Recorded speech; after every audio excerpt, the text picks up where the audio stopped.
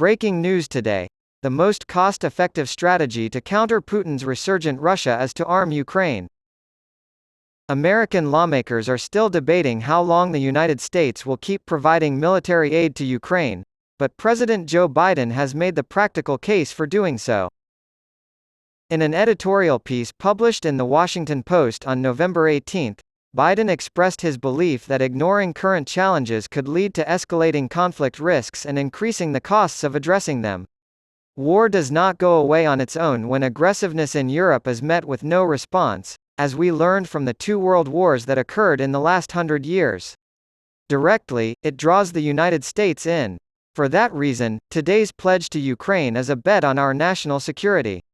It keeps tomorrow's conflict from becoming worse. Politicians on both sides of the Atlantic are growing more concerned about the high cost of arming Ukraine and the lack of a clear way for Ukraine to win, so Biden's remarks are especially appreciated. Skeptics should be reminded that defeating Russia in Ukraine will not come cheap, but that allowing Putin's invasion to succeed will only make stopping him more expensive. The Ukrainian people are all too aware of how costly war is.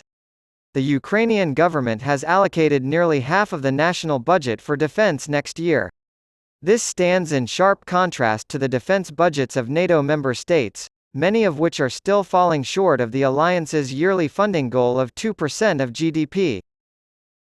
Putin may achieve his war goal of capturing and subjugating all or most of Ukraine if military assistance to the country decreases in the next months, leaving the country unable to defend itself.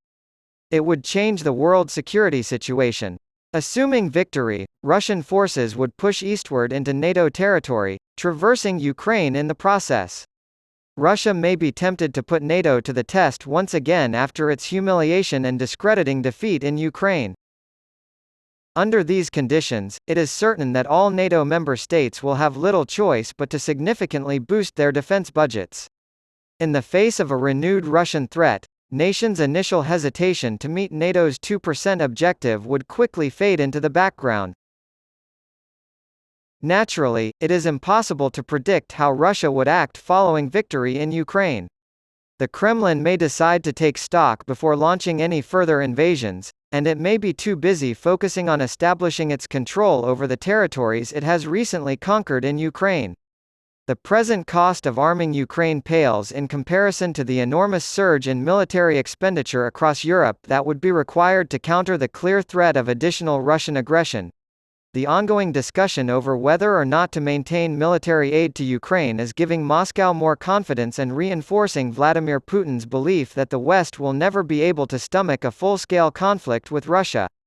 Putin can use his autocratic economy to power his war machine, unlike Ukraine, which faces funding uncertainties. Increasing energy prices is another tactic the Russian tyrant may use to inflame economic tensions with his rivals. The American people will be especially affected by any spikes in energy costs since we are entering an election year. Support for Ukraine among the public could take a hit as a result of this. This is also true for the majority of European nations. There will likely be more economic aggression from Russia, which has already turned food supplies into a weapon by blocking agricultural exports from Ukraine. Vladimir Putin is involved in a messianic mission that surpasses the narrow geopolitical goals that motivate most contemporary world leaders, as the full-scale invasion of Ukraine approaches the 2-year mark and shows no signs of ending despite catastrophic Russian losses. This much should be obvious to any impartial observer. In his vision of a revived Russian Empire and a global superpower, the invasion of Ukraine plays a pivotal role. In order to accomplish his objective, he is willing to pay any price. Putin has severed all ties with the West by starting the deadliest conflict in Europe since 1943. Along with North Korea, Iran, and China, he is now trying to form an anti-Western authoritarian axis and is getting ready for a protracted war. Currently, the idea that Putin can be convinced to back down by threatening Ukraine is pure fantasy. To the contrary, trying to placate him will make the price of defeating Russia higher and satisfy his hunger for more aggressive actions. Though costly, arming Ukraine is the most cost-effective strategy to counter Putin.